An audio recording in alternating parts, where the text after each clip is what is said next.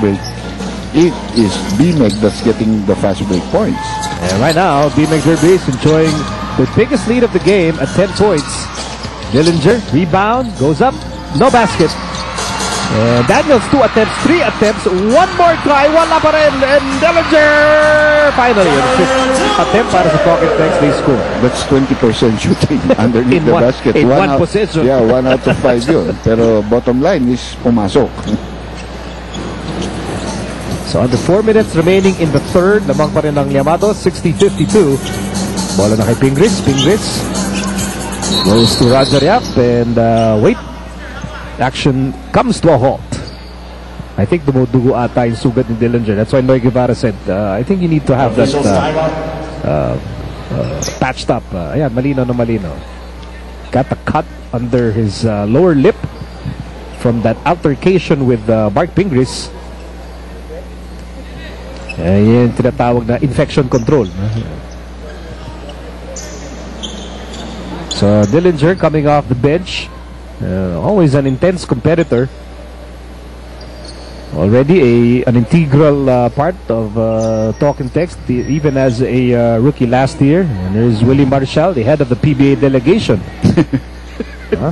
here in Tacloban. Dillinger yan. Tatakpan na yan para it won't be a cause for him to have to leave the game. He's been very active in this ball game.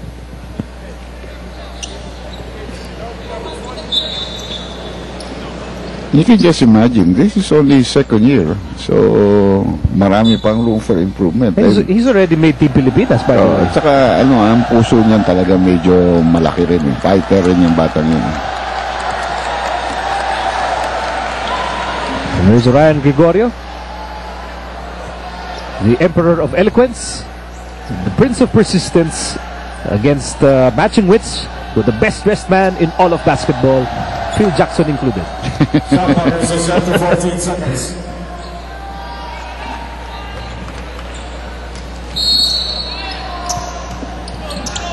Although naka-out of town mode si Chot ngayon kaya ano muna. Cool, man. Press ko muna. Cool. Isputing tayo pag Araneta tayo ulit. Roger Yap now in double figures with 11 points and 3.5 remaining dito sa third quarter. Mahirap talunin yung Derby Ace pag ganyan yung point guard nila at saka shooting guard nila, scoring a lot of points both in double figures. Again, Dillinger fighting underneath. Tinamaan na naman. This time I think it was on Roger Yap who got him in the face. No? I think it's also part of Dillinger's style of play. Yeah. Because, he's not a pure jump shooter that will just be content roving around the perimeter. He's the kind of guy that will attack. He's not afraid of contact. Not afraid of contact at all. Yeah. Tsaka yung kanyang position is volatile. Pwede siyang 2, pwede siyang 3. Advantage siya sa 2 because he's big. He's quick. Can get to the basket. He's decent with his jump shot. He can play 3. And sometimes if you just want to go a little bit small, you can even play him at the 4 because he can defend people there. There he's quite a defender as well. Ngayon, ball na kay Castro and now to Dillinger. Dillinger, back to Castro. Castro fires a 3. When Castro really develops a consistent 3-point shot, sasakit ang ulo ng maraming point guards in the league. Yeah, because how are you going to guard him when you try to go near him? He'll just give you the crossover dribble and he'll begun laying up on the other end. But like I said, God doesn't give everybody everything. may putol yan. Hindi naman lahat pwede sa God na lang. is just. Although we used to joke that there are a lot of PBA players na parang anak ng Diyos kasi ang daming gifts na binigay ng Diyos sa kanila talent. Fernandez is one. Albi Patrimonio is another. But for the longest time, Senator Jaworski seemed to defy age. Yeah. You're right. Okay, we'll be back with more PBA action after these reminders.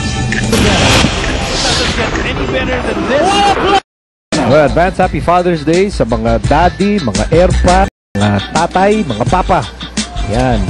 Join us tomorrow. Alaska Santa Lucia in the first game, Air 21 Ginebra in the game. At kung papalaring kayo, you can win prizes from Gold's Gym, Magic St. Jerry's Grill, Savory Chicken, Happy Feet, City Card at the Fort, and other surprises. Yan ang Father's Day special.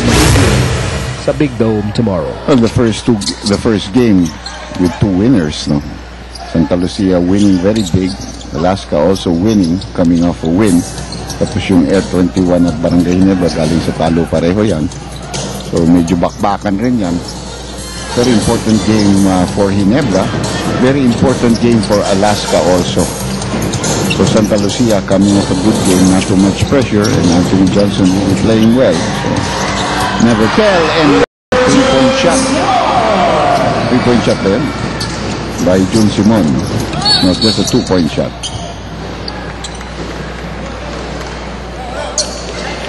Alright, now Pete McDerby is very content with this space. A very defensive pace, if you will.